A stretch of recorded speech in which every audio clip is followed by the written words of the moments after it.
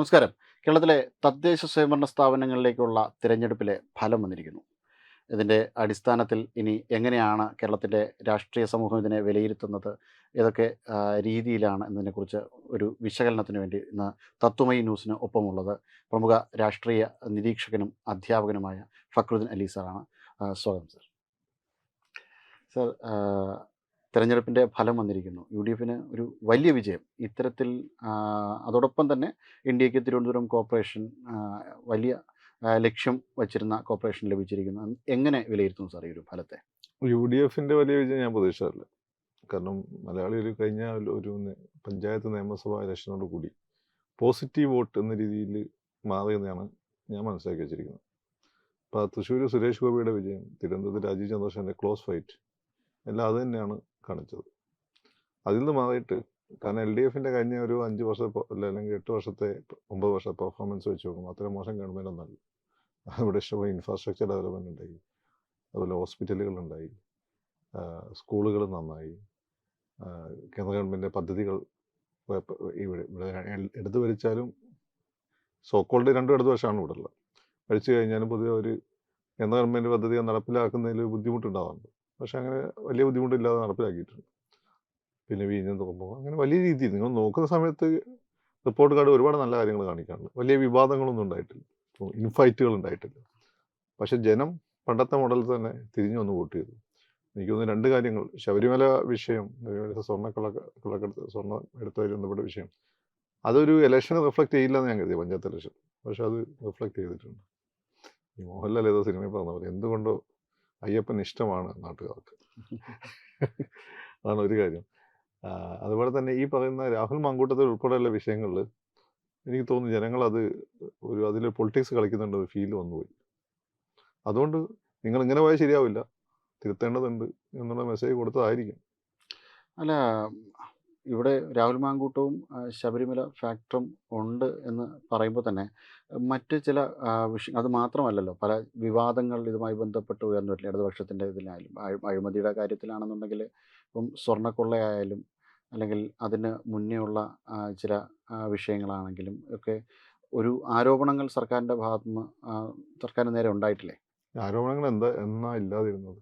UDF ഇരിക്കുമ്പോൾ daily ആരോപണമായിരുന്നു. നിങ്ങൾ നിന്നിരിക്കാൻ സമയം ഉണ്ടായിരുന്നല്ലോ. ഇത് താരതമ്യേന കുറവാണ്. ഇപ്പോൾ സ്വർണ്ണക്കള്ളക്കടത്ത് കേസ് കേന്ദ്രം അന്വേഷിച്ചുകൊണ്ടിരിക്കുകയല്ലേ. ഇതിൽ റിപ്പോർട്ടൊന്നും കൊടുത്തിട്ടില്ല. ഇത്ര കാലം നിങ്ങൾ സംശയത്തിൻ്റെ നേരിൽ നിർത്താൻ പറ്റും. 2 ശബരിമല വിഷയത്തിൽ ഈ പത്മകുമാറിനെ പാർട്ടി മാറ്റി നിർത്തിയല്ലേ. പത്മകുമാറിനെ കഴിഞ്ഞ നിയമസഭാ ഇലക്ഷനിൽ ഇവരുടെ സംസ്ഥാന സമ്മേളനത്തിൽ അവസാന കമ്മിറ്റി എത്തേണ്ട ആളാണ്. പകരം ഇന്നലെ വന്ന് വീണ ജോർജാണ് എത്തിയത്. സ്വാഭാവികം അദ്ദേഹം സംശയത്തിന് നേരിലായിരുന്നു. പക്ഷെ പാർട്ടിക്ക് അവിടെ പറ്റിയ തെറ്റെനിക്ക് എന്താന്ന് തോന്നിയെന്ന് വെച്ചാൽ, പാർട്ടി ഒരു അന്വേഷണം പ്രഖ്യാപിക്കേണ്ടിയിരുന്നു. അത് പാർട്ടി പ്രഖ്യാപിച്ചില്ല. അവിടെയാണ് പറ്റുക. അതുകൊണ്ട് ജനങ്ങൾക്ക് അത് ഒരു അപമതിപ്പ് ഉണ്ടായിട്ടുണ്ട്. അതർവൈസ് പെർഫോമൻസ്, ഞാനിപ്പോൾ മോഡി ഗവൺമെൻറ് പിണറായിനൊക്കെ സപ്പോർട്ട് ചെയ്തു പെർഫോമൻസ് കാർഡ് ബേസ് ചെയ്തുകൊണ്ട്. പെർഫോമൻസ് നമ്മൾ മനസ്സിൽ വിചാരിച്ച പല കാര്യങ്ങളും ഈ രണ്ടുപേരും ചെയ്തിട്ടുണ്ട്. പക്ഷേ പൊതുകടം, കേരളത്തിൻ്റെ പൊതുകടം ഏകദേശം 5 ഇരട്ടിയോളം വന്നു എന്നുള്ള തരത്തിലാണ് റിപ്പോർട്ട് വരുന്നത്. അപ്പോൾ ആ പൊതുകടം ഇത്രയധികം ഉണ്ടാകുമ്പോൾ അതൊരു നെഗറ്റീവ് ഇമ്പാക്റ്റ് അല്ലേ ഉണ്ടാകുന്നത്? കാരണം അതിൽ ചെറിയൊരു ഇതിൽ നമുക്ക് വികസനത്തിലുണ്ട് എന്ന് പറയുമ്പോഴും കേരളത്തിൻ്റെ പൊതുകടം ഇത്രയേറെ ഭീമമായ രീതിയിൽ വർധനമുണ്ടായ ഒരു സാഹചര്യം ഇല്ലല്ലോ കേരളത്തിൽ. അല്ല, ഉമ്മൻചാണ്ടി സാർ വിട്ടുപോകുമ്പോൾ നമുക്ക് 1 ലക്ഷം കോടിയുടെ കടയുണ്ടായിരുന്നു. അതിപ്പോൾ കണ്ടിന്യൂസ് ആയി ഇപ്പോൾ 5 കോടി മറ്റായി. അതെ, അത് സ്വാഭാവികം ഒരുപാട് നിർമ്മാണ പ്രവർത്തനങ്ങൾ നടന്നില്ലേ. പിന്നെ വലിയൊരു കാര്യം എന്ന് വെച്ചാൽ, നിങ്ങൾ ഈ പൊതുകടം കൂടുന്ന പ്രധാനമായിട്ടും ഈ ശമ്പളം മറ്റും കൊടുക്കുന്നതുകൊണ്ട് നമ്മളെ മൊത്തം GDP, നമ്മുടെ സംസ്ഥാന ഗവൺമെൻറ്റിൻ്റെ മൊത്തം വിഭവ സമാഹരണത്തിന് നല്ലൊരു പകുതി അതിന് പോകുന്നു. അതിൻ്റെ ഗുണം എന്താണ്? അപ്പോൾ നമ്മൾ ഈ സിസ്റ്റം നിലനിർത്തിക്കൊണ്ടുപോകുന്ന സ്കൂളുകൾ, കോളേജ്, ഗവൺമെൻറ് സർവീസ്, ഇത്ര ആളുകൾ, അതുകൊണ്ട് കാര്യങ്ങൾ നടന്നു പോകുന്നത് ഇവിടെ. അവർക്ക് ശമ്പളം കൊടുക്കാൻ വേണ്ടി നമ്മൾ ഇത്രമാത്രം കാശ് ചിലവാക്കുന്നുണ്ട്. സ്വാഭാവികമായിട്ട് നമുക്ക് നിർമ്മാണ പ്രവർത്തനങ്ങൾക്ക് കാശ് കിട്ടുന്നില്ല. അതുകൊണ്ട് അല്ല, ഇത് നിർമ്മാണ പ്രവർത്തനങ്ങൾക്ക് നമ്മൾ സ്പെൻഡ് ചെയ്യുകയാണെങ്കിൽ ആ ഒരു ക്യാപിറ്റലിന് വേണ്ടിയിട്ടുള്ള ഒരു ഡെഫിസിറ്റാണ്. അതൊരു രാജ്യത്തിനൊരു അസറ്റ് ഉണ്ടാക്കുന്ന ഒരു വസ്തു ഉണ്ടാക്കുന്ന ഒരു സംഭവമാണ്. പക്ഷേ ഒരു റവന്യൂ ഡെഫിസിറ്റ് എന്ന് പറയുമ്പോൾ ലോകത്തിലെ ഏത് ഗവൺമെൻറ്റിനെ സംബന്ധിച്ചിടത്തോളം അതൊരു ഓൺ ടൈം യൂസിലൂടെ അത് നശിച്ചു പോകുന്ന, മീൻസ് അത് ഒന്നാകെ പോകുന്ന ഒരു സംഭവമാണ്. അതൊരിക്കലും നമുക്കൊരു നേട്ടമായിട്ട് പരിഗണിക്കാൻ പറ്റുമോ അങ്ങനെ ഒരു കാര്യത്തെ? അല്ല, ഇതിൻ്റെ ഒരു കാര്യം എന്ന് വെച്ചാൽ നമ്മളെ വരുമാനത്തിൻ്റെ പകുതിയും അപ്പം ആ രീതിയിലുള്ള ഒരു മാറ്റം കൊണ്ടുവന്നു. ഇത് കാലാകാലമായിട്ട് പലരും പറഞ്ഞുകൊണ്ടിരിക്കുന്ന കാര്യമാണ്. കാരണം എന്ന് വെച്ചാൽ, നമ്മുടെ പട്ടാളത്തിൻ്റെ വേണ്ടി നമ്മളെ ബജറ്റ് അലോക്കേഷൻ പകുതിയും പോകുന്ന ശമ്പളം പെൻഷനായിട്ടാണ്. ഈ രീതിയിൽ പോയാൽ നമുക്കിത് ഇന്ത്യനൈസ് ചെയ്യാനോ അതല്ലെങ്കിൽ പുതിയ എക്യുപ്മെൻറ്റ്സ് ഇതിൻ്റെ പാർട്ടാക്കാനും പറ്റില്ല. പാകിസ്ഥാനെ സംബന്ധിച്ചിടത്തോളം അവർക്ക് അങ്ങനെ കാര്യമില്ല, ജനങ്ങളെ നോക്കേണ്ട ആവശ്യമില്ല. അവർ മേടിച്ച് കൂട്ടുകയാണ്. പിന്നെ അമേരിക്കൻ്റെ ഫണ്ടും കിട്ടും. നമുക്കിങ്ങനെ മറ്റേ ഉദ്ദേശം വെച്ച് ഫണ്ട് തരാൻ ആരുമില്ല, നമുക്കങ്ങനെ ഒരു ഉദ്ദേശം ഇല്ലാത്തതുകൊണ്ട്. അതുകൊണ്ടാണ് നമ്മൾ പട്ടാളത്തിൽ അങ്ങനെ സംവിധാനം കൊണ്ടുവന്നത്. ഇപ്പോൾ കേരള ഗവൺമെൻറ്റിനെ സംബന്ധിച്ചിടത്തോളം കേരളത്തിൽ മുമ്പേ ആന്റണീൻ്റെ സമയത്ത് ഒരു നിർദ്ദേശം പോയതാണ്, ഗവൺമെൻറ് ഉദ്യോഗങ്ങൾ വെട്ടിച്ചുരുക്കണം, സോഷ്യൽ ഇൻഫ്രാസ്ട്രക്ചറിന് പൈസ വെക്കണം. പക്ഷേ ഗവൺമെൻറ് ഉദ്യോഗങ്ങളത്തെ കൂടുതൽ ഉള്ളതുകൊണ്ടും സോഷ്യൽ ഇൻഫ്രാസ്ട്രക്ചർ കോളേജുകളും ആശുപത്രികളും ശക്തമായി നിൽക്കുന്നതുകൊണ്ടാണ് നിങ്ങൾ ഈ മലയാളി തരക്കേടില്ലാതെ അവിടെ ജീവിച്ചു പോകുന്നത്. മനസ്സിലായി? നിങ്ങളിപ്പോൾ അതിന് so-called Scandinavian standard of living എന്നൊക്കെ പറയുന്നത് ഇവിടെ ഉണ്ടാവുന്നത് അതുകൊണ്ടാണ്. അപ്പോൾ അതിൽ നമുക്ക് എടുക്കാൻ പറ്റും. പിന്നെ എന്താ ചെയ്യുക? ഇപ്പോൾ സ്കൂളുകൾ, പുതിയ ബിൽഡിങ്ങുകൾ ഉണ്ടാക്കണം. അപ്പം ഇപ്പം തന്നെ ഈ ഇലക്ഷൻ ഒരു പക്ഷേ ബാധിച്ചിരിക്കാൻ സാധ്യതയുള്ള സംഭവമാണ് കോട്ടയത്ത് ഒരു ആശുപത്രി കെട്ടിടം ഇടിഞ്ഞു വീണ് ഒരു രോഗി മരിക്കുകയുണ്ടായി. അപ്പോൾ അത്തരം കെട്ടിടങ്ങൾ മാറ്റി പണിയണമെങ്കിൽ നമുക്ക് പൈസ വേണ്ടേ? അതിന് സോഷ്യൽ ഇൻഫ്രാസ്ട്രക്ചറിനും അല്ല, അതിന് ആൾട്ടർനേറ്റീവായിട്ട് നമ്മൾ മറ്റ് സ്ഥാപനങ്ങൾ വിഭവ സമാഹരണം നടത്തണം. വിഭവ സമാഹരണം നമുക്ക് ഒരു എന്താ പറയുക, പബ്ലിക് സെക്ടർ അണ്ടർടേക്കിങ്സിന്റെ എണ്ണം കൂട്ടുക, കമ്പനികളുടെ എണ്ണം കൂട്ടുക, അതിലൂടെ അല്ല, വരും ഇപ്പം നമുക്കുള്ള വരുമാനം വരുന്നത് ഇപ്പോൾ നോക്കിക്കഴിഞ്ഞ് കഴിഞ്ഞാൽ ലോട്ടറിയിൽ നിന്നും മദ്യത്തിൽ നിന്നൊക്കെയാണ് ഒരു മേജർ ചങ്ക് വരുമാനം വരുന്നത്. അതല്ലാതെ ഒരു മറ്റു തമിഴ്നാടിനെ അപേക്ഷിച്ചോ മറ്റൊരു ഇൻഡസ്ട്രിയലൈസേഷൻസ് നമ്മുടെ അതെ, സംസ്ഥാനത്ത് നടക്കാത്തത് സർക്കാരിന്റെ പ്രശ്നമല്ലേ? പല സംസ്ഥാനങ്ങൾക്കും മദ്യത്തിന് വലിയ വരുമാനം, യു പിക്കൊക്കെ വലിയ വരുമാനം വരുന്നുണ്ട്. അതല്ല ഒരു കാര്യം. നമ്മളെ ഒരു പ്രശ്നം എന്ന് വെച്ചാൽ നമ്മൾ ചെറിയൊരു ഏരിയ, വളരെ എക്കോളജിക്കലി ഫ്രജൈലായിട്ടുള്ളൊരു ഏരിയ, അവിടെ തന്നെ വലിയ പോപ്പുലേഷൻ ഡെൻസിറ്റി ഉള്ളൊരു പ്രദേശമാണ്. സ്വാഭാവികം നമുക്ക് മറ്റുള്ള പല എന്ത് വ്യവസായം കൊണ്ട് ഇവിടെ ഡംപ് ചെയ്യാനൊന്നും പറ്റില്ല. അതിൻ്റെതായ ബുദ്ധിമുട്ട്. നിങ്ങൾ തന്നെ രംഗത്ത് ഇറങ്ങുന്ന ആളെ ഇവിടെ ഏതൊക്കെ വയൽക്കിളി എന്ന് പറഞ്ഞുകൊണ്ട് പിന്നെ ഹൈവേ വികസനം നടത്തിയ സമയത്ത് കണ്ണൂർ പ്രശ്നം ഉണ്ടാക്കിയതല്ലേ? അത് സ്വാഭാവികം. എന്നിവിടെ എല്ലാ രാഷ്ട്രീയക്കാരും നമുക്ക് ഒരുമിച്ച് നിൽക്കുകയും ചെയ്യും. ഏത് ഗവൺമെൻറ്റാണോ അതിനെതിരെ ഒരുമിച്ച് നിൽക്കുകയും ചെയ്യും. അപ്പോൾ ആ രീതിയിൽ കൊണ്ടുവരാനുള്ള ഒരു കേരളത്തിൻ്റെ പ്രധാനപ്പെട്ട പ്രശ്നം നമുക്ക് വൈദ്യുതി പ്രശ്നം ഉണ്ടായിരുന്നു. ഇപ്പോൾ നമ്മൾ ഏതാണ്ട് അത് പരിഹരിച്ചു. നമ്മൾ പരിഹരിച്ചു എന്ന് പറയുമ്പോൾ കേന്ദ്ര ഗവൺമെൻറ്, കോൺഗ്രസ് ഗവൺമെൻറ് ആണെങ്കിലും ബി ജെ പി ഗവൺമെൻറ് ആണെങ്കിലും നാഫ്ത പിന്നെ അടിസ്ഥാനമാക്കിയിട്ടുള്ള താപവൈദ്യുതിനെ കായംകുളത്ത് നിർമ്മിക്കുന്നു, കൂടംകുളത്ത് നമ്മൾ മേടിക്കുന്നു, അതിനൊരു ഷെയർ നമുക്ക് കിട്ടുന്നു. അതുപോലെ ഇപ്പം നമ്മൾ സോളാർ ഇൻട്രൊഡ്യൂസ് ചെയ്യുന്നു. ആ പ്രശ്നം നമ്മൾ വലിയ രീതിയിൽ അഡ്രസ്സ് ചെയ്തുകൊണ്ടിരിക്കുകയാണ്.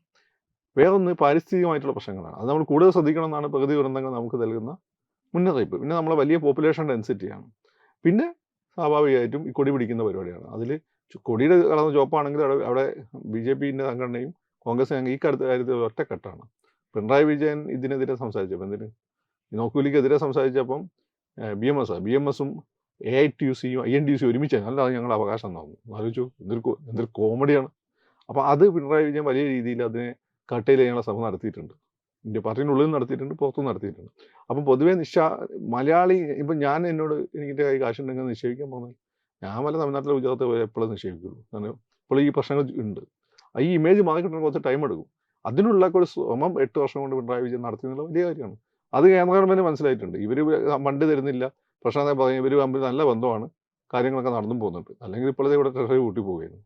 അതൊക്കെ പൊളിറ്റിക്സ്.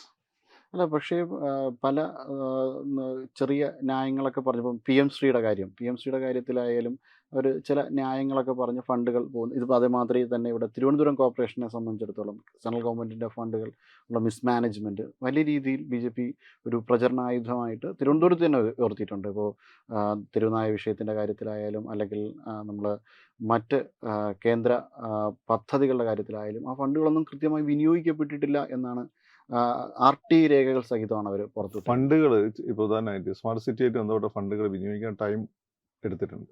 ഇപ്പോൾ ടൈമിൻ്റെ ഒരു പ്രശ്നം വന്നിരുന്നു. ഇപ്പോൾ ബോർഡുകൾ മുമ്പേ നന്നാക്കാമായിരുന്നു.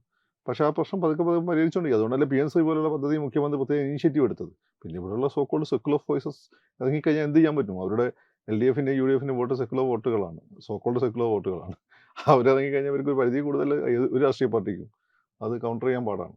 അപ്പോൾ അതുകൊണ്ട് അത് പിന്നെ അവരുടെ മുന്നണിയിലും പ്രശ്നമായി. പക്ഷേ ശക്തമായിട്ടുള്ള സപ്പോർട്ടല്ലേ മുഖ്യമന്ത്രി കൊടുത്തിരുന്നത്.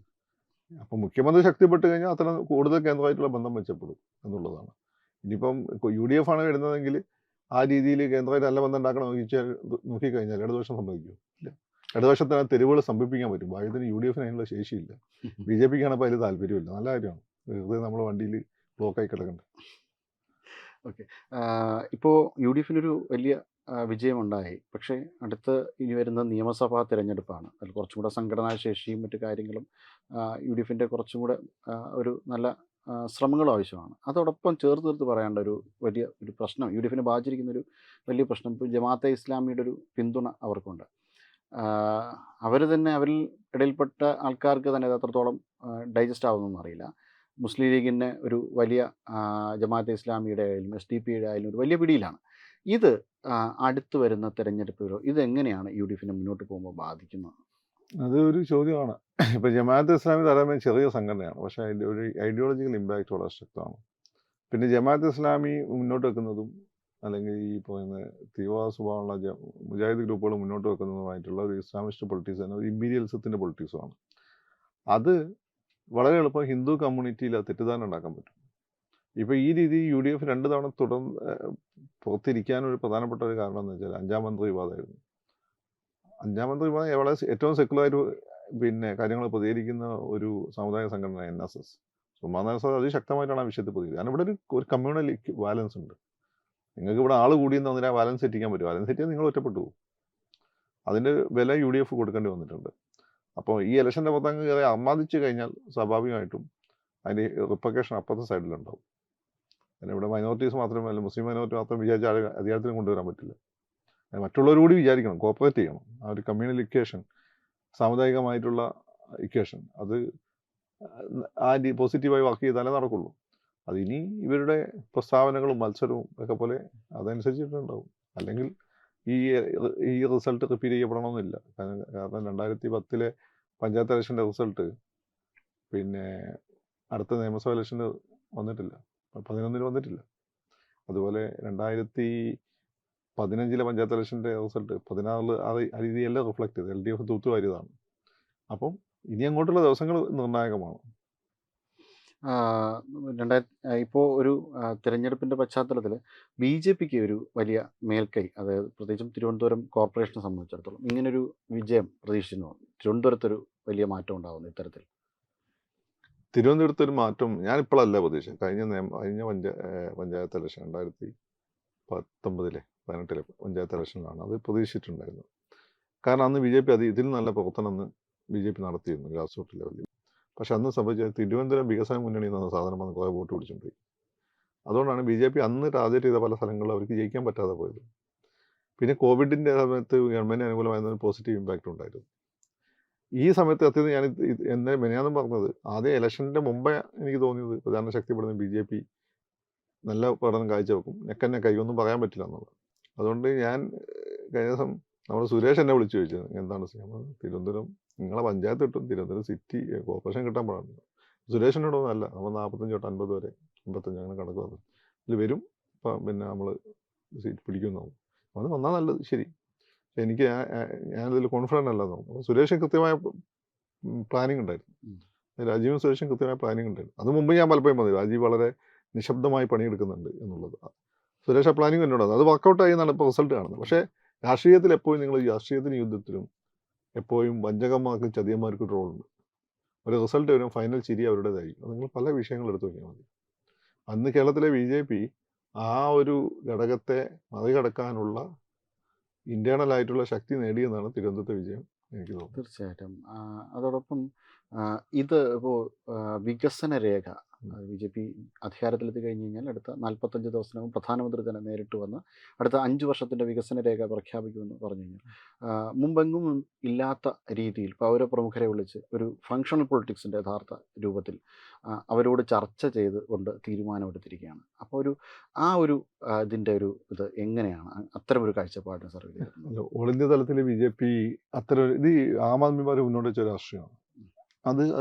അത് നല്ല രീതിയിൽ ഈ കാലഘട്ടത്തിന് ആവശ്യപ്പെടുന്ന രാഷ്ട്രീയമാണ്. ആ കാലഘട്ടം ആവശ്യപ്പെടുന്ന രാഷ്ട്രീയം എന്ന് മനസ്സിലാക്കിയതാണ് BJP അത് എടുത്തത്. ഇപ്പോൾ CPM എടുത്തിട്ടുണ്ട് അത്. അപ്പോൾ അത് നല്ലൊരു അറ്റംപ്റ്റാണ്. അത് നല്ല രീതിയിൽ നടപ്പിലാക്കണം. പിന്നെ രാജീവിനെ സംബന്ധിച്ചിടത്തോളം ഞാനതെപ്പോഴും രാജീവിനെ സപ്പോർട്ട് ചെയ്യാനുള്ള കാരണം വെച്ചാൽ രാജീവിന് കൃത്യമായ ഒരു എന്തെങ്ങനെ ചെയ്യണം എന്നുള്ള പ്ലാൻ ഉണ്ട്. ഈസ് ബേസിക്കലി ബിസിനസ്മാൻ, ഒരു കമ്മിറ്റ്മെൻ്റ് ഉണ്ട്. അപ്പോൾ രാജീവ് ഇത്രയും കാര്യങ്ങളുടെ രാജീവ് ഒന്നും മിണ്ടിയില്ല. രാജീവ് പണിയെടുക്കായിരുന്നു എന്ന് എനിക്കറിയാം. പക്ഷേ പണിയെടുക്കുമ്പോൾ പിന്നെ നിർത്തിയാൽ പ്രശ്നമാണ്. പക്ഷേ കട്ടപ്പ വന്നാലും പ്രശ്നമില്ലാന്നിപ്പോൾ തിരുവനന്തപുരത്ത് തെളിയിച്ചിട്ടുണ്ട്.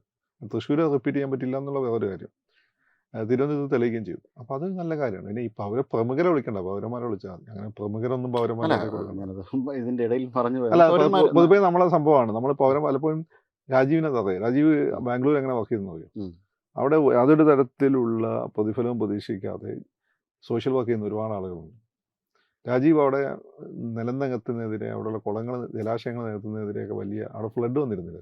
കാരണം ഇത് നികത്തിയാണ്. കേരളത്തിൽ നിന്ന് പോയിട്ടുള്ള അവിടെയുള്ള ചില മന്ത്രിമാരാണ് ഇത് ചെയ്തിട്ടുള്ളത്.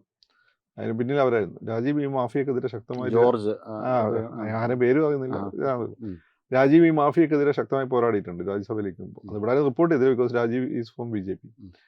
അപ്പം അന്ന് രാജീവ് ഏറ്റവും കൂടുതൽ അന്ന് രാജീവിനെ സപ്പോർട്ട് ചെയ്തിട്ടുള്ളത് ഈ പറയുന്ന മുഖമില്ലാത്ത, മുഖം കാണിക്കാൻ താല്പര്യമില്ലാത്ത നിങ്ങൾ ഈ പറയുന്ന പൗരപ്രമുഖരാണ്, പൗരന്മാരാണ്. ഈ പൗരപ്രമുഖർ എന്ന് വെച്ചാൽ ഈ പറയുന്ന വേഷം കെട്ടി എല്ലാ സ്ഥലത്തും കയറി നടക്കുന്നതാണ്. എനിക്ക് വലിയ താല്പര്യമില്ല. അങ്ങനെയുള്ള ആളുകളാണ് അവർക്ക് അതിൽ ആത്മാർത്ഥത ഉണ്ടാവുള്ളൂ. മറ്റേ വന്ന് ചായം കുടിച്ചാണ്ട് വേഷം പറഞ്ഞു. തീർച്ചയായിട്ടും ഇത് ഈ ഒരു റെപ്രസെൻറ്റേറ്റീവ് ഇതിപ്പോൾ ആദ്യത്തെ സംഭവമല്ലല്ലോ. കാരണം ഇത്തരം പൗരൻ വളരെ പണിയെടുക്കുന്ന ബേസ് റൂട്ടിൽ പണിയെടുക്കുന്ന ആൾക്കാരെ വിളിച്ചിരുത്തി അവരോട് ഒരു സംവദിക്കുക എന്നതിനപ്പുറം ഇപ്പോൾ വിഴിഞ്ഞം, ഇപ്പോൾ രാജീവ് ചന്ദ്രശേഖർ ഇവിടെ ലോക്സഭയിൽ നിന്ന സമയത്ത് വിഴിഞ്ഞത്ത് അദ്ദേഹം വളരെ ഡയറക്റ്റ് തന്നെ പോയി ചെന്ന് അതിൻ്റെ ഒരു ഇമ്പാക്റ്റ് അസസ്മെൻറ്റ് കൃത്യമായിട്ട് നടത്തി അതിനെ പഠിച്ച് അതിൽ ഒരു റിസൾട്ട് ഉണ്ടാക്കി കാണിച്ചു. അപ്പോൾ ഈ ഒരു രാഷ്ട്രീയം, ഈ ഒരു പോസിറ്റീവ് പൊളിറ്റിക്സ് എങ്ങനെയായിരിക്കും കേരളത്തെ മുന്നോട്ട്? അതിന് സ്പേസ് കിട്ടുന്നുണ്ട്. അത് കഴിഞ്ഞ ഇലക്ഷൻ തന്നെ രാജീവ് ഒരു കമ്പ്യൂട്ടറും കൊണ്ട് ആ തീരദേശ മേഖലയിൽ പോയി. അപ്പോൾ ഈ ഇലക്ഷൻ മുമ്പ് രാജീവിൻ്റെ പല ആളുകളായി ബന്ധപ്പെട്ടിരുന്നു. എവിടെയാണ് രാജീവ് ശ്രദ്ധിക്കേണ്ടത്? അപ്പോൾ ശ്രദ്ധിക്കേണ്ട തീരദേശ മേഖലയിൽ അവിടെ വോട്ട് കിട്ടില്ല. അവിടെ ഒരു വോട്ട് കിട്ടിയാൽ അത് തന്നെ വലിയൊരു നേട്ടമാണ്. രാജീവ് ഒരു കമ്പ്യൂട്ടറും കൊണ്ട് അവിടെയൊക്കെ പോയിട്ട് ഇന്ന സ്ഥലത്ത് കടൽ കയറും എന്ന് വാണിയും കൊടുത്തു. അവിടെയൊക്കെ കടൽ കയറി. ഏതായാലും മോഡിക്ക് പ്രകൃതി ശക്തികളെ സ്വാധീനിച്ച് കടൽ കയറ്റാനും പറ്റില്ലല്ലോ. കടൽ കയറി. അപ്പോൾ അത് അങ്ങനെയുടെ വിശ്വാസത കൂട്ടിയിട്ടുണ്ട്. പിന്നെ രാജീവ് ആ ഒരു പ്രോജക്റ്റിന് പിന്നാലെ ഇത്തരം പ്രോജക്റ്റുകൾ പിന്നെ രാജീവ് ഉണ്ട് എന്നുള്ളത്. കേരളത്തിനിപ്പം വേണ്ടത് ഇത്തരം പോസിറ്റീവ്. നമുക്ക് നെഗറ്റീവ് പറഞ്ഞ് നമ്മൾ മടുത്തു. അപ്പം പിണറായി വിജയന് മുന്നോട്ട് ഇത്തരം ഒരു പോസിറ്റീവ് പൊളിറ്റിക്സ് ആണ് കേരളത്തിൽ കാര്യങ്ങൾ ചെയ്യുക എന്നുള്ളത്. അങ്ങേരും പൊതുവെ അധികം സംസാരിക്കാത്ത ടൈപ്പാണ്. പിന്നെ അങ്ങനെ രാഷ്ട്രീയക്കാരനായതുകൊണ്ട് ആ രീതിയിൽ ചിലപ്പോൾ മറുപടി പറയുന്ന സമയത്ത്. രാജീവ് രാഷ്ട്രീയക്കാരനല്ലാത്തതുകൊണ്ട് രാജീവ് അങ്ങനെ മറുപടി പറയുന്ന രാജീവ് ശീലം താല്പര്യമില്ല. രാജീവ് കൂടുതൽ പ്രവൃത്തി കൊണ്ട് മാത്രം കാണിക്കുന്ന ഒരാളാണ്. ഈ ഒരു വോട്ട് എന്ന് വെച്ചാൽ ഒരു പോസിറ്റീവ് പൊളിറ്റിക്സിനുള്ള വോട്ടായി എനിക്ക് തോന്നി. BJPയുടെ വിജയം BJP നില മെച്ചപ്പെടുത്തിയ പോസിറ്റീവ് പൊളിറ്റിക്സിനുള്ള വോട്ടായി. മറ്റേ എനിക്ക് തോന്നിയിട്ടില്ല. മറ്റേ നെഗറ്റീവ് വോട്ടിംഗ് ആണ്. അല്ല, ഇത് ഇവിടെ രാഹുൽ മാങ്കൂട്ടത്തിൻ്റെ ഒരു വിഷയം, അത് രാഹുൽ മാങ്കൂട്ടത്തിൻ്റെ വിശ്വസ്തൻ ഫെനി നായനാനൊക്കെ പരാജയപ്പെട്ടു. ആ ഗ്യാങ്ങിലുള്ള ഒരുപാട് ആൾക്കാർ പരാജയപ്പെട്ടു. പാലക്കാട് എന്തെങ്കിലും തരത്തിലുള്ളൊരു ഇമ്പാക്റ്റ്? ഇല്ല, അത് എനിക്കിപ്പം തോന്നുന്നു വെച്ചാൽ രാഹുൽ മാങ്കൂട്ടത്തെ വിഷയം അവർക്ക് ഗുണം ചെയ്തു എന്നാണ്. കാരണം ഇത് വളരെ മുമ്പേ വന്നിട്ടുള്ള ഉണ്ടായൊരു സംഭവമായതുകൊണ്ട് ഇലക്ഷൻ സമയത്ത് കംപ്ലൈൻറ്റ് വന്നപ്പോൾ അതിന് പിന്നെ രാഷ്ട്രീയം ഉണ്ടെന്ന് ആളുകൾക്ക്, എസ്പെഷ്യലി സ്ത്രീകൾ സംശയിച്ചാൽ എനിക്ക് സംശയമുണ്ട്. പക്ഷേ ഫെനിയൊക്കെ തോറ്റല്ലോ. ഫെനി തോറ്റ് നോക്കണം. ഫെനി നേരിട്ട് ഇൻവോൾവ് ആയി എന്നുള്ളൊരു പേര് വന്നല്ലോ. രാഹുലിനെ സംബന്ധിച്ച് രാഹുൽ ഇലക്ഷൻ മത്സരിക്കുന്നില്ലല്ലോ. രാഹുൽ മത്സരിച്ചാൽ ജയിക്കുമെന്ന് അറിയില്ല. പക്ഷെ അതിലൊരു വിച്ച് ഹണ്ട് നടക്കുന്നുള്ള ഫീൽ വന്നു. കാരണം എന്നോട് ഈ വിഷയമായിട്ട് ബന്ധപ്പെട്ട 1-2 സ്ത്രീകൾ, അത് കോൺഗ്രസ്സുള്ള ആളുകൾ, അവർ പറഞ്ഞൊരു കാര്യമുണ്ട്. ഇത് ഞാൻ പറഞ്ഞു രാഹുലിന് ഒതുങ്ങി നിൽക്കുന്നതല്ലേ കോൺഗ്രസ് നല്ലത്. അപ്പോൾ അവർ അങ്ങനെ ഒതുങ്ങി നിന്ന് കഴിഞ്ഞാൽ പഞ്ചായത്ത് നിയമസഭ ഇലക്ഷൻ്റെ സമയത്ത് ഇവരെല്ലാം കൂടി എടുത്തു കൺഫ്യൂസ്ഡ് ആവും. ഇപ്പം അങ്ങ് പൊട്ടി തീരട്ടെ എന്നുള്ളതാണ് കോൺഗ്രസിൻ്റെ പോളിസി. എനിക്ക് തോന്നുന്നു രാഹുൽ ഇലക്ഷൻ ജയിക്കുകയോ തോൽക്കുന്നുള്ളത്. രാഹുലിനെ സപ്പോർട്ട് ചെയ്യുന്ന ആ ഗ്യാങ് കോൺഗ്രസ് ശക്തിപ്പെടും. അതിൻ്റെ ഒരു അപകടമായ പ്രശ്നം അവർ സോഷ്യൽ മീഡിയ ഉപയോഗിച്ചുകൊണ്ട് ആരെയും ടാർണിഷ് ചെയ്യാനും എന്ത് ചെയ്യാൻ മടിയില്ലാത്ത ടീമാണ്. അത് കോൺഗ്രസ്സുകാർക്ക് തന്നെ വലിയ നേതാക്കന്മാർക്കുള്ളിൽ പേടിയുണ്ടെന്ന് ഞാൻ കേട്ടത്. അങ്ങനെ അത് വന്നു കഴിഞ്ഞാൽ അവിടുത്തെ ഒരു പൊളിറ്റിക്സ് ഭയങ്കരമായിട്ട് കൂടുതൽ കലുഷിതമാവും. അതാണ് പ്രശ്നം. CPM-ൻ്റെ ഒരു ഉൾപാർട്ടി ഉൾപാർട്ടി പൊളിറ്റിക്സിലൊരു വിള്ളൽ തിരുവനന്തപുരത്ത്, പ്രത്യേകിച്ച് തിരുവനന്തപുരത്ത് വി ജോയ്, കരമന ഹരി തുടങ്ങിയ ആൾക്കാർക്കിടയിലുണ്ടായ ഒരു വിള്ളൽ ഈ ഇലക്ഷൻ്റെ റിസൾട്ടിനെ ഏതെങ്കിലും തരത്തിൽ ബാധിച്ചു? തിരുവനന്തപുരത്ത് എല്ലാ സമയത്തും ഇങ്ങനെ മേയർ സ്ഥാനാർത്ഥികൾ തോൽക്കുന്ന സംഭവമുണ്ട്. ഇപ്പോൾ ആയിഷ ബക്കർ തോറ്റിട്ടുണ്ട്, ഒലീന ടീച്ചർ തോറ്റിട്ടുണ്ട്. അങ്ങനെയുള്ള ഉൾപ്പാർട്ടി യസഭയിൽ തന്നെ ഇവിടെ ജില്ലാ കമ്മിറ്റി തന്നെ രണ്ട് എന്ന് വെച്ചാൽ സംസ്കൃത കോളേജ്, യൂണിവേഴ്സിറ്റി കോളേജ്, രണ്ട് ഏരിയ കമ്മിറ്റികൾ, അവിടെ 3-4 ഗ്രൂപ്പ് ഉണ്ടെന്ന് ഞാൻ കേട്ടിട്ടുള്ളൂ.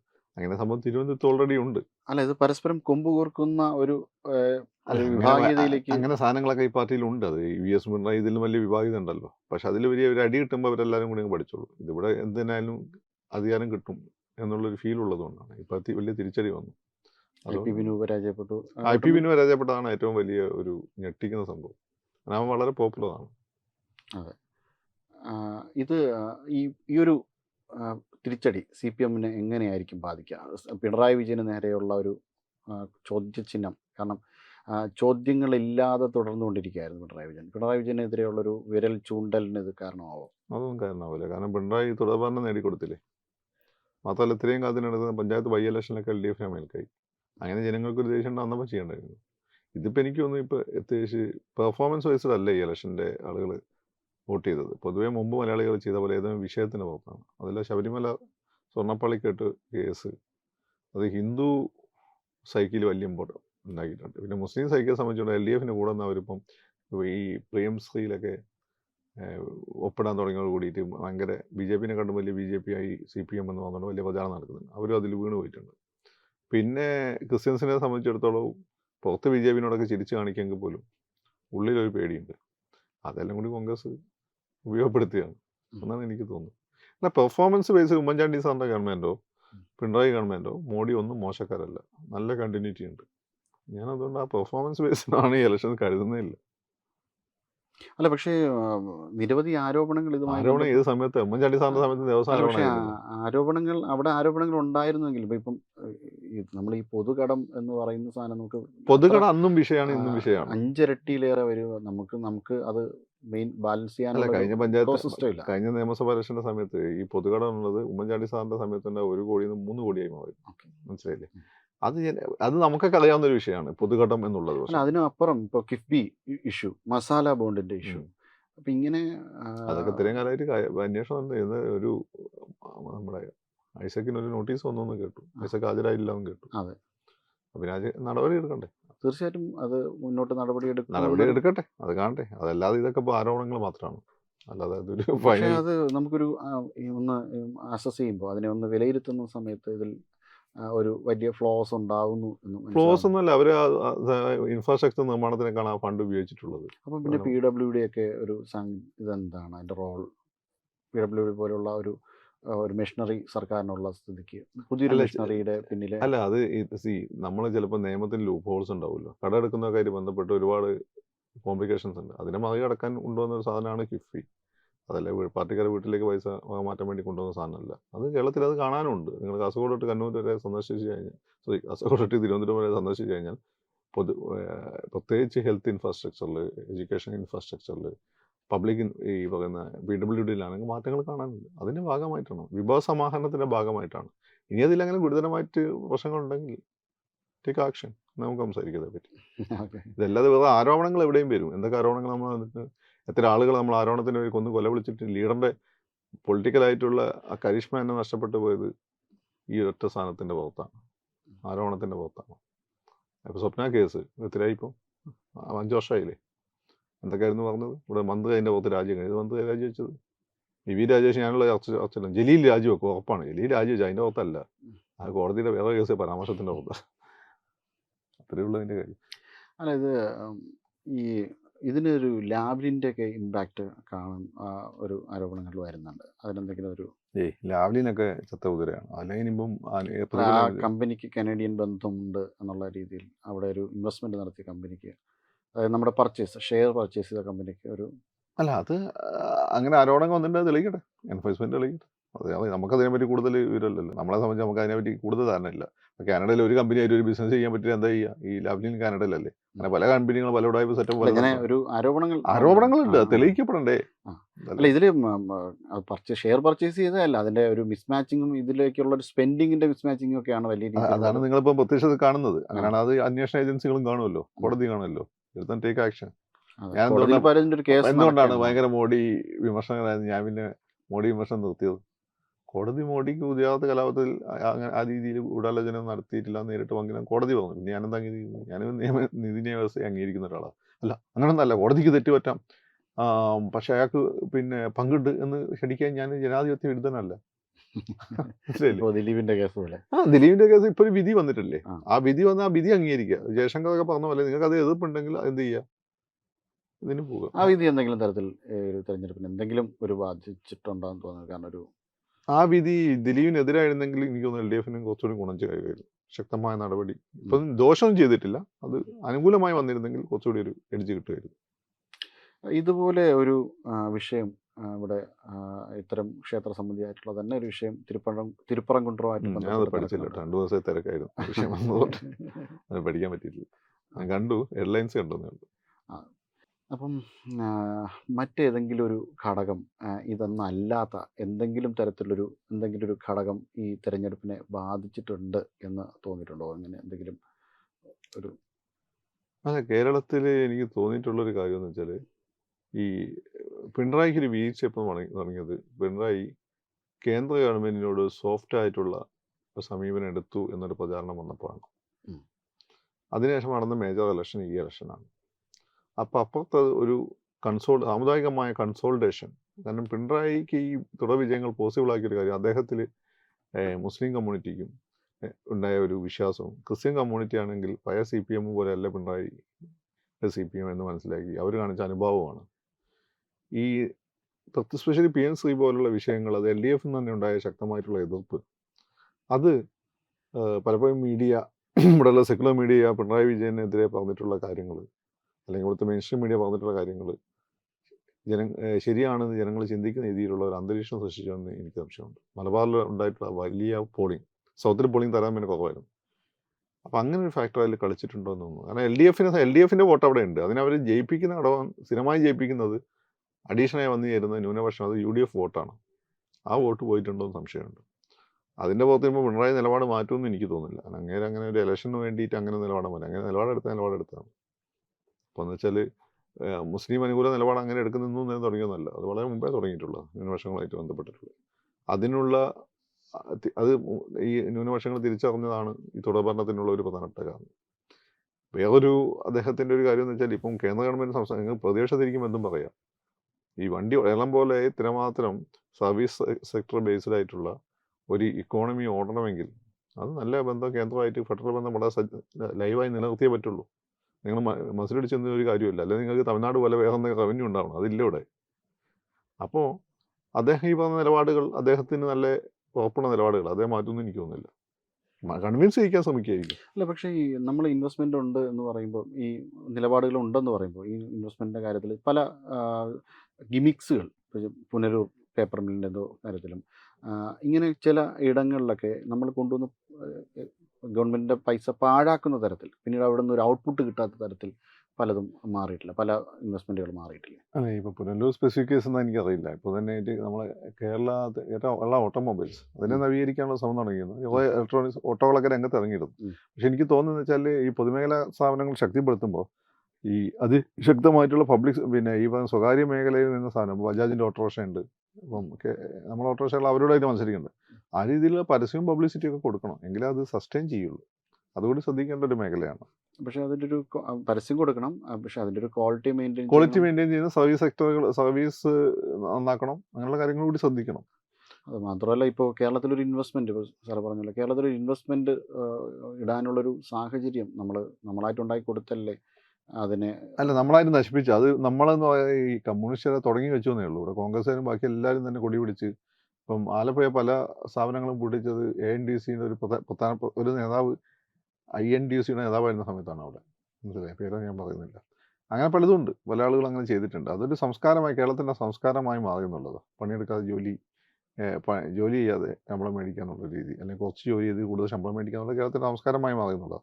അത് കുറച്ചൊക്കെ ഇപ്പോൾ മാറുന്നുണ്ട്, അല്ലെങ്കിൽ ഇവിടെ മലയാളി ജീവിക്കാൻ പറ്റാത്ത അവസ്ഥ വരും എന്നുള്ള അവസ്ഥ ഉണ്ടായിട്ടുണ്ട്. അത് സോഷ്യൽ ഇമ്പാക്റ്റാണ്.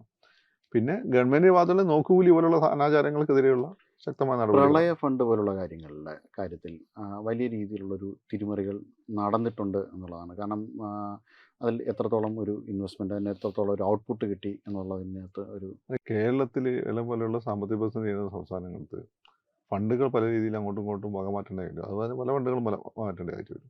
പക്ഷേ ഫൈനലി പ്രളയബാധിതർക്ക് ആശ്വാസം കൊടുത്തുള്ളൂ. അവർക്ക് വീടുകൾ ഉണ്ടാക്കി കൊടുത്തിട്ടുണ്ട്, അവർക്ക് നഷ്ടപരിഹാരം കൊടുത്തിട്ടുണ്ട്, ഒക്കെ ചെയ്യുന്നുണ്ട്. ഇപ്പോൾ വയനാട്ടിൽ വെച്ച് അതിൻ്റെ ഇടയ്ക്ക് ആരോപണങ്ങൾ വരും. പിന്നെ അതിൻ്റെ ഇടയ്ക്ക് ഏതൊരു നേതാവ്, എറണാകുളത്തുള്ള നേതാവ്, അയാളുടെ അക്കൗണ്ടിലേക്ക് പണം മാറ്റിയെന്നൊരു വിഷയം ഉണ്ടായിരുന്നു. അതവർ അന്വേഷിച്ച് അയാൾക്ക് ശക്തമായ താക്കീത് കൊടുത്തത് ഞാൻ അറിഞ്ഞിട്ടുള്ളത്. അല്ലാതെ ഈ പറയുന്ന ഫണ്ട് മൊത്തം അടിച്ചു മാറ്റിയെന്ന് പറയുന്നത് വെറുതെയാണ്. അത് ഏത് ഗവൺമെൻറ് ഭരിക്കുമ്പോൾ, ഇപ്പോൾ സുനാമി ഫണ്ട് ഏത് ഗവൺമെൻറ് ഭരിക്കുമ്പോഴും അത്യാവശ്യ ഘട്ടങ്ങളെ ഫണ്ട് അങ്ങോട്ടും ഇങ്ങോട്ടും മാറ്റും. പക്ഷേ അതിൻ്റെ ഫൈനലി ആ ഒരു ഗുണഭോക്താവാവേണ്ട ആളുകൾക്ക് അതിനുള്ള ഗുണം കിട്ടിയെന്നുള്ളത് അത് കിട്ടിയിട്ടുണ്ട്.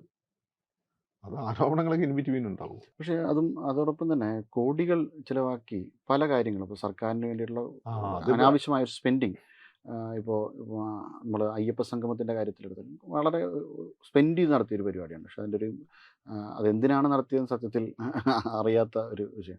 അതോടൊപ്പം തന്നെ ഗവൺമെൻറ്റിൻ്റെ ഒരു മെഷീനറിക്ക് വേണ്ടിയിട്ട്, അല്ലെങ്കിൽ മന്ത്രിമാർക്ക് വേണ്ടി നടത്തുന്ന ഒരു സ്പെൻഡിങ്, വലിയ രീതിയിലുള്ളൊരു സ്പെൻഡിങ് നടക്കുന്നു. അത്രയും ഒരു വരുമാനം പോലും നമുക്കില്ലാത്ത, അതായത് മുണ്ട് മുറുക്കി കൊടുക്കണമെന്ന് ജീവനക്കാരോട് പറയുകയും സ്വയം ലാവിഷാവുകയും ചെയ്യുന്ന ഒരു അവസ്ഥ PR ഈസ് വെരി ഇമ്പോർട്ടൻറ്റ്. അത് മോഡി ആണെങ്കിലും പിണറായി ആണെങ്കിലും ചെയ്യുന്നുണ്ട്. PR ചെയ്യാത്തതാണ് ഉമ്മൻചാണ്ടി സാറിന് പറ്റിയ വലിയ പ്രശ്നം. വലിയ രീതിയിൽ അദ്ദേഹം PR ചെയ്തില്ല. അതുകൊണ്ട് അദ്ദേഹം ചെയ്ത കാര്യങ്ങൾ കൃത്യമായി ജനങ്ങൾ എത്തിയിട്ടില്ല. മൻമോഹൻ സിംഗിന് ഈ പ്രശ്നം പറ്റിയിട്ടുണ്ട്. ഇപ്പം നിങ്ങൾ ഏറ്റവും പ്രോ പീപ്പിൾ ആയിട്ടുള്ള പല നിയമങ്ങളും കൊണ്ടുവന്ന മൻമോഹൻ സിംഗിന് രണ്ടാമത്തെ ഗവൺമെൻറ്റാണ്. പക്ഷേ ആ സമയത്ത് മൊത്തം സമരമായിരുന്നു. പക്ഷെ PR ചെയ്യാനുള്ള എന്തെങ്കിലും ഒരു കാര്യം നമ്മൾ ശബരിമലയിൽ ചെയ്തു എന്ന് തോന്നുന്നു. PR ചെയ്യേണ്ട കാര്യം അത് ഈ ഇടതുപക്ഷ ഗവൺമെൻറ്റുകൾ പൊതുവെ ഇങ്ങനെ വിശ്വാസമായിട്ട് ബന്ധപ്പെട്ട കാര്യങ്ങൾ അവർ അഡ്രസ്സ് ചെയ്യില്ലായിരുന്നു. പക്ഷേ തമിഴ്നാടൊക്കെ നോക്കൂ, അവർ രീതിയിൽ വലിയ രീതിയിൽ അത് മധുരയായിരുന്നെങ്കിലും ഈ പറയുന്ന മുരുകൻ്റെ ക്ഷേത്രമാണെങ്കിലും പഴനി ക്ഷേത്രമാണെങ്കിലും അതിന് വലിയ രീതിയിൽ ഇമ്പോർട്ടൻസ് കൊടുക്കുകയും വലിയ രീതിയിൽ അവർ മാർക്കറ്റ് ചെയ്യുകയും ചെയ്യുന്നുണ്ട്. ഇപ്പം അത് നമ്മളെ കണ്ടുപഠിക്കുന്നത് തെറ്റാണോ? കുംഭമേള കണ്ട് നമ്മൾ പഠിക്കുന്നത് തെറ്റാണോ? ശബരിമല അടക്കമുള്ള നമ്മുടെ ആരാധനാ കേന്ദ്രങ്ങളിൽ നമ്മൾ എന്ത് സൗകര്യമാണ് ഇപ്പോഴും കളക്ടർ പ്രശാന്ത് പറഞ്ഞതുപോലെ വടം കെട്ടി തിരിച്ചുള്ള പ്രാകൃതമായ രീതിയിൽ ഒറ്റ സെക്കൻഡ് പ്രാകൃതമായ രീതിയിലാണ് അവിടെ ഭക്തന്മാരെ ട്രീറ്റ് ചെയ്യുന്നത്. അവർക്ക് വേണ്ടത്ര രീതിയിലുള്ള ശുചീകരണ സംവിധാനമില്ല. അപ്പോൾ എൻ്റെ തന്നെ വീട്ടിൽ നിന്ന് അമ്മ പോയി അവിടെ ചെന്ന് ശുചിമുറിയിൽ ചെന്ന് വീഴുന്ന ഒരു സാഹചര്യമുണ്ട്. കാരണം മലമൂത്ര വിസർജനവും അതിൻ്റെ വിസർജനം മറ്റു കാര്യങ്ങൾക്കുള്ള സൗകര്യങ്ങൾ വളരെ കുറവാണ്.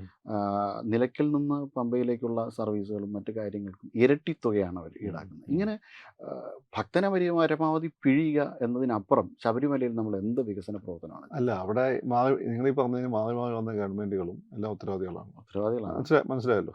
അതിന് ഏതെങ്കിലും ഒരു ഗവൺമെൻറ് കുറ്റം പറഞ്ഞത്. രണ്ട്, ഇതിനൊക്കെ ഒരു മാറ്റമാണ്. കാരണം ആ ഒരു മേഖലയ്ക്ക് കൂടുതൽ ഇമ്പോർട്ടൻസ് വലിയ റവന്യൂ കൊണ്ടുവരുന്നതാണ്. മാത്രമല്ല നമ്മുടെ സാംസ്കാരിക സ്വത്വത്തിൻ്റെ ഭാഗമാണ് എന്ന തിരിച്ചറിവാണ്. നിങ്ങളിപ്പോൾ ശബരിമലയിലെ വിഷയത്തിൽ യുവതികളെ കയറ്റുന്നതുമായി ബന്ധപ്പെട്ടിട്ട് ഓസ്ട്രേലിയ സ്റ്റാൻഡ് എടുത്തു എന്ന് പറഞ്ഞല്ലോ, അത് തിരുത്തൽ കൂടിയാണ്. കാരണം അത്ര സ്റ്റാൻഡ് എടുക്കുന്നത് ശരിയായില്ല എന്ന് പിന്നെ തോന്നിയിട്ടുണ്ടാവും. അപ്പോൾ അതിൻ്റെ തിരുത്തലും ഇതുകൂടി ഇപ്പം യോഗീൻ്റെ ഏറ്റവും വലിയൊരു പ്ലസ് പോയിന്റ് എന്താണ്, അദ്ദേഹത്തിനും ക്ഷേത്രങ്ങളും ഉത്സവങ്ങളും എല്ലാം തന്നെ വലിയ രീതിയിൽ അത് മാർക്കറ്റ് ചെയ്യുന്നുണ്ട്. വിദേശത്തുള്ള തീർത്ഥാടകരെ അദ്ദേഹം വലിയ രീതിയിൽ എല്ലാ സഹായം ചെയ്തു. അപ്പോൾ അതിന് തുടക്കമാണ്. തുടക്കത്തിൽ കൈയടിച്ചു കൊടുക്കുക. LDF UDF കണ്ടിന്യൂ ചെയ്യട്ടെ. അല്ല, പണ്ടത്തെ നിങ്ങളെ അമ്മയെ അനുഭവിച്ച ബുദ്ധിമുട്ട് ഇനി നിങ്ങളെ മോളും കൂടി അനുഭവിക്കണം എന്നാണ് നിങ്ങൾ പറയുന്നത്. അല്ല, അങ്ങനെയല്ല. നമ്മൾ അവിടെ എന്തെങ്കിലും ഒരു കാര്യം ചെയ്തു. ഇപ്പം ചെയ്യുന്നത് ആറ്റിറ്റ്യൂഡിന്റെ മാറ്റമാണ്. യോഗി അവിടെ ഇപ്പോൾ നമുക്ക് അയോധ്യയിലെ യോഗി വരുന്നതിന് മുന്നേ മോഡി അവിടെ പണി തുടങ്ങിയിട്ടുണ്ട്. അല്ല, ഓക്കെ, അവിടെ പല മേഖലയിലും ഇപ്പോൾ കുംഭമേളയുടെ കാര്യത്തിൽ ഞാൻ ഖജുരാഹോയിൽ പോയിട്ടുണ്ട്. ഖജുരാഹോ ഈ മധ്യപ്രദേശിലാണ്. അവിടെ BJP ആണ് ഭരിക്കുന്നത്. അവിടെ പിന്നെ ഈ പറയുന്നതിൻ്റെ എല്ലാ സൗകര്യം നല്ല ഹോട്ടലുകളും കാര്യങ്ങളും എല്ലാം ഉണ്ട്. പക്ഷെ അവിടെ കാര്യം എന്ന് വെച്ചാൽ കംപ്ലീറ്റ് പ്രൈവറ്റ് സെക്ടറിലാണ്. ഗവൺമെൻറ് വളരെ മിനിമമായിട്ടുള്ള ഇടപെടൽ നടത്തുള്ളൂ. നമ്മളൊരു പ്രശ്നത്തിൽ മൊത്തം ഗവൺമെൻറ് സെക്ടറിലാണ്. അപ്പോൾ അത് കുറച്ചും കൂടി ഒന്ന് മാറ്റാനുള്ള ശ്രമം തുടങ്ങിയിട്ടുണ്ട്. പിന്നെ ഈ അവിടെ വിമാനത്താവളം വരുന്നത്, വിമാനത്താവളം വന്ന സമയത്ത് നമ്മൾ കുമ്മനെ കാണാൻ അതിനെതിരെ സമരം ചെയ്തത്. എന്തെങ്കിലും ചെയ്യാൻ പറ്റുമോ? ഞാൻ പഴനി പോയിട്ടുണ്ട്. ഞാൻ ഈ പറയുന്ന പോലെ വിനോദസഞ്ചാര കേന്ദ്രങ്ങളായ ക്ഷേത്രങ്ങൾ ഞാൻ പോകാറുണ്ട്. അല്ലാത്ത അന്യമതസ്ഥർക്ക് പ്രവേശനമില്ലാതെ ഞാൻ പോകാറില്ല. കാരണം എനിക്ക് എൻ്റെ ബിലീഫുണ്ട്, അവർക്ക് അവരുടെ ബിലീഫുണ്ട്. പിന്നെ തിരിച്ചറിയില്ലെങ്കിൽ ഞാൻ പോവില്ല. കാരണം വെച്ചാൽ അത് പടച്ചോൻ കാണുമല്ലോ, നാട്ടിൽ പടച്ചോൻ കാണുമല്ലോ. അപ്പോൾ അവിടെ ഈ ട്രെയിൻ ഉണ്ട്, ഇപ്പോൾ ട്രെയിൻ സർവീസ് ഉണ്ട്. അപ്പോൾ ആളുകൾ പറയുന്നത് ഇപ്പം പണ്ടത്തെ ഒരു ഇത് കിട്ടുന്നില്ല, ശാന്തി സമാധാനം ഇതൊക്കെ വളരെ പെട്ടെന്ന് തന്നെ ഇങ്ങനെയാണ് തീർത്ഥാടനം പറയുന്ന ആളുകളുണ്ട്. അത് എങ്ങനെ പറയുന്ന ആളുകൾ കേരളത്തിൽ കുറച്ച് കൂടുതലോ, അതിൻ്റെതായ പ്രോബ്ലം ഉണ്ട്. എങ്കിലും അല്ല, ഇത് ഇവിടെ നമ്മളൊരു പുരോഗമനത്തിന് വേണ്ടിയിട്ടുള്ള എന്തെങ്കിലും ഒരു കാര്യപദ്ധതികൾ ഇവർ ചെയ്യേണ്ടതല്ല. കാരണം ഇപ്പോഴെങ്കിലും അല്ല, ഞാൻ മനസ്സിലാക്കിയെടുത്തോളം ഈ വർഷത്തെ പ്രത്യേകിച്ചും ഒരു കൂടിയാലോചന പോലും നടന്നിട്ടില്ല എന്നാണ് മുൻ വർഷം. പക്ഷേ കഴിഞ്ഞ 2 വർഷത്തെ അപേക്ഷിച്ച് നല്ല രീതിയിൽ തീർത്ഥാടനം നടന്നു എന്നാണ് പൊതുവെ വന്നു കേട്ടിട്ടുള്ളത്. ഗംഭീരമായി ചെയ്തു. സർക്കാരിനകത്ത് ജി സുധാകരൻ ഉൾപ്പെടെയുള്ള ആൾക്കാർ ആരോപണം. ജി സുധാകരനെ വിടൂ. ജി സുധാകരൻ അങ്ങനെ പലതും പറയും. അത് ഈ ധൃതരാഷ്ട്ര കോംപ്ലക്സ് അങ്ങനെ പേര് പറയേണ്ടത്. Leave it. നിങ്ങൾ കഴിഞ്ഞ മുമ്പത്തെ ഇടയ്ക്കൊരു പ്രശ്നമായിരുന്നു. കഴിഞ്ഞ തവണയൊക്കെ ഗംഭീരമായി ചെയ്തു എന്നാണ് എനിക്ക് പൊതുവെ മുഴുവൻ BJP കേന്ദ്രങ്ങളിൽ നിന്ന് കിട്ടിയിട്ടുള്ള, സാധാരണ പുറത്തുകാരെ കയ്യിൽ നിന്ന് കിട്ടിയിട്ടുള്ള ഫീഡ്ബാക്ക്. അതിന് മുമ്പുള്ള വർഷത്തെ അപേക്ഷിച്ച് നല്ല രീതിയിൽ ചെയ്തു എന്നാണ്. അതുവെച്ചാൽ അങ്ങനെയാണ് ഞാൻ കേട്ടിട്ടുള്ളത്. പലയിടങ്ങളിൽ നിന്ന് വരുന്ന ഒരു ആരോപണം എന്ന് പറഞ്ഞു കഴിഞ്ഞാൽ അവിടെ ഇപ്പോൾ നമ്മുടെ ഇതൊന്നും ഒരു ദിവസം കൊണ്ട് മാറ്റാൻ പറ്റും. ശബരിമല പോലെ ഇക്കോളജിക്കലി ഫ്രജൈലായിട്ടുള്ളൊരു സ്ഥലത്ത് ഒരു ദിവസം കൊണ്ട് നിങ്ങൾക്ക് ഒന്നും ചെയ്യാൻ പറ്റില്ല. അതിന് ദീർഘകാല അടിസ്ഥാനത്തിലുള്ള പദ്ധതികൾ വേണം. അതിൻ്റെയൊക്കെ തുടക്കമായിട്ട് തന്നെയാണ് അയ്യപ്പ സംഘം നടത്തിയിട്ടുള്ളത്. അല്ല, പക്ഷേ ഒരു ഏകദേശം 9 വർഷത്തോളം ഇവർക്ക് അധികാരം ഇപ്പോഴാണ് മനസ്സിലായെന്ന് കൂട്ടിക്കോളും. കാരണം പലതും പഠിക്കാൻ കുറച്ച് ടൈം എടുക്കും. കാരണം പ്രധാനമായിട്ട് ഇപ്പം ഈ പറയുന്ന തീർത്ഥാടനം ഇങ്ങനെയുള്ള പൊതുവേ നമ്മളെ ഗവൺമെൻറ്റുകൾ വലിയ രീതിയിൽ ശ്രദ്ധിക്കാറില്ലായിരുന്നു. അത് ഇപ്പം യോഗിയാണ് അതിൻ്റെ ഒരു കൾട്ടാക്കി മാറ്റിയത്. മോഡിയും യോഗിയും കൂടി അത് കൾട്ടാക്കി മാറ്റിയിട്ടുണ്ട്. സ്പെഷ്യലി മോഡി തുടങ്ങി വെച്ച് വാരണാസിയിൽ അത് കൾട്ടായിട്ട് മാറിയിട്ടുണ്ട്. തമിഴ്നാട് മുമ്പേ ഉണ്ട്, പക്ഷെ തമിഴ്നാട് നമ്മൾ ശ്രദ്ധിക്കില്ലല്ലോ. അപ്പോൾ അത് നമ്മൾ ശ്രദ്ധിച്ചു തുടങ്ങി എന്നുള്ളത് നല്ല കാര്യമായി കരുതൂ. ഇനി അതിന് തുടർച്ചയുണ്ടായി അടുത്ത തവണ LDF വരികയും തുടർച്ചയില്ലെങ്കിൽ നിങ്ങൾ പറയുന്നത് ശരിയാണ്. ഈ പോയിന്റ് ഓഫ് ടൈമിൽ ചെയ്തത് നല്ല കാര്യം. അല്ല, അതല്ല, ഒരു മാർക്കറ്റിംഗ് അവിടെ കൊണ്ടുവന്നു. പക്ഷെ മാർക്കറ്റിംഗ് അല്ലാതെ അവിടെ ഒരു ഇൻഫ്രാസ്ട്രക്ചർ ഡെവലപ്മെന്റ് വരികയല്ലോ. വിമാനത്താവളത്തിന്റെ കാര്യങ്ങൾ നടക്കുന്നില്ലേ? പിന്നെ അവിടെ എന്താ യോഹന ഇൻഫ്ലുവൻസ് ഈ പറഞ്ഞേക്കൂ ഇവിടെ യോഹന്നാന് ഭൂമി വെക്കാൻ വേണ്ടിയിട്ടാണ് നടത്തുന്നത്, വലിയ ആരോപണം നടന്നുകൊണ്ടിരിക്കുക. അവിടെ ഒരു കാര്യം ചെയ്യാൻ സമ്മതിക്കില്ലല്ലോ, പക്ഷെ ഗവൺമെന്റ് കാര്യങ്ങൾ ചെയ്യുക നേരം വേറെ.